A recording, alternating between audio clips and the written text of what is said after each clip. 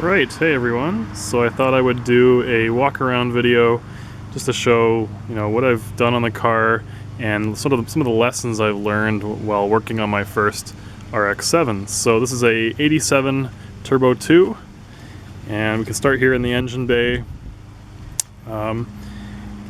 First off, you definitely have to replace the intake filter. Mine was full of peanuts. I'm really not sure why.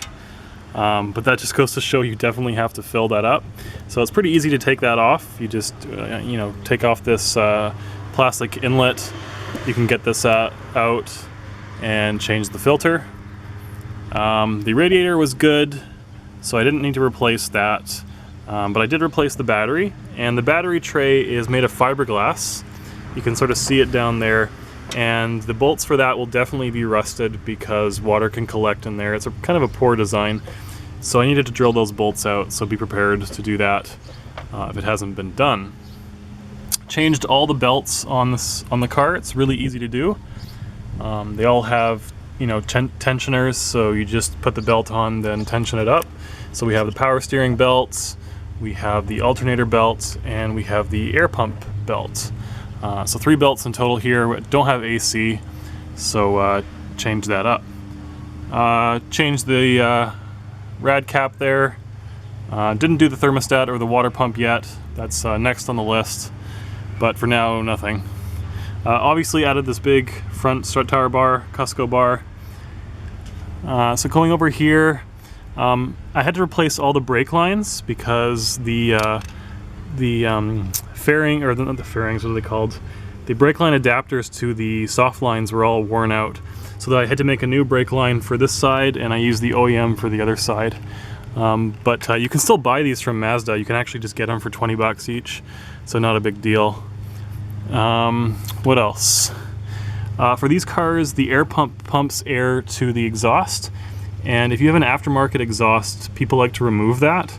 So basically it pumps fresh air into the catalytic converter, so I had to remake a new one. So I don't know if you can see it there. I'm just using a heater hose, and I had to make a new adapter here. So this is for the fresh air going to the new catalytic converter. New oxygen sensor. I also have a wideband oxygen sensor welded down into the downpipe down there. What else here? Coming over to this side, new spark plug wires. This is a recommended upgrade, just go with NGK. We have an oil filter adapter, so we can put some sensors on there. New oil filter, obviously, new oil. New spark plugs. Now, one thing I had to learn the hard way for this engine is be very careful and gentle with the spark plugs when you put them in. Because you're not putting them in vertically with gravity, you're actually putting them in sideways. Don't force it, do it by hand first. What actually I ended up doing is misthreading one of the spark plugs, and I had to re-tap the block. It was not fun, so be very gentle with it when you're putting in the spark plugs. I have a stainless steel clutch line, so to get at that you have to remove the intercooler, and then you can replace the clutch line. So I have that. Yeah, so that's pretty much the engine bay. I just did the regular maintenance, nothing too major right now. Going on to the rest of the car, obviously new wheels. I replaced the calipers. I replaced the rotors. The calipers were rebuilt from the OEM rebuild kit. And I do have new KYB adjustable shocks. I can show a picture here, and I have a video on that as well. And new Tanabe lowering springs. So you can see how low the car is. It's not undrivable, but it's definitely lower than stock. We have it all, all sides here have the new rotors and the rebuilt calipers. We can go into the car now. So I put a Sparco racing seat in. When you take off the driver's side seat, if it hasn't ever been done before, the bolts for it are going to be rusted in place.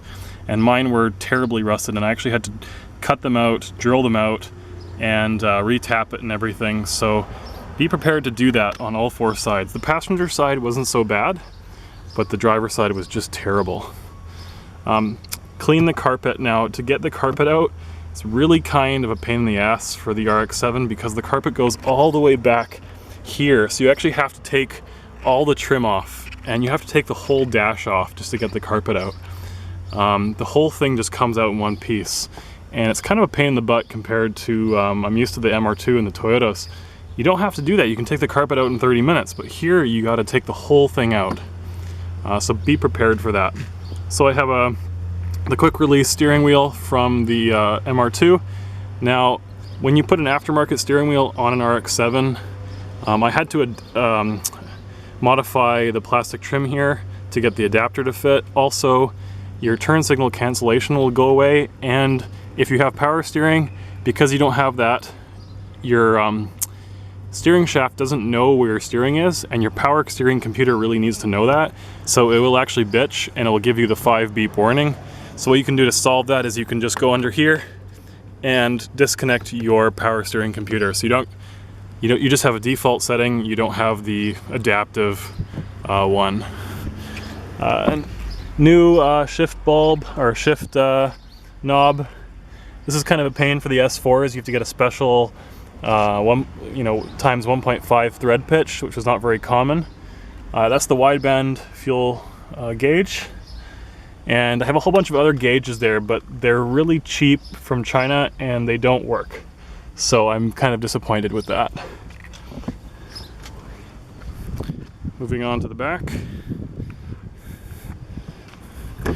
So have the rear strut tower bar. To put this on, you actually have to cut away some of the metal, and you have to remove the mounting pillar things here for these speakers. So I had to cut this away with a plasma cutter, and then I just welded up the sheet metal here, painted it all, and you can get the rear strut tower on. This is the proper way of doing it. If I've seen another way where you just have like a bolt put through the sheet metal here, that's not good, not a good way. So one of the big things I did was redo the fuel tank. I just felt like doing it. I didn't like the stock one, it was all rusty. So I redid the whole thing. So as you can see here, I cut out everything and I re-welded in new stuff. And so actually, just bear with me, I'm just going to take it off. So this is the procedure I have to go through. I don't actually have I can't use the filler anymore. I actually have to fill it through the top here. But it still has the emissions, everything. So there's a little door, and this one opens up to my fuel cell. I have the stock fuel pump and fuel level sender. And then I just open that up to get at the fuel, put new fuel in. So I had to cut away everything here and really weld new metal in because it was kind of rusty. So that's just sort of the procedure I have to go through.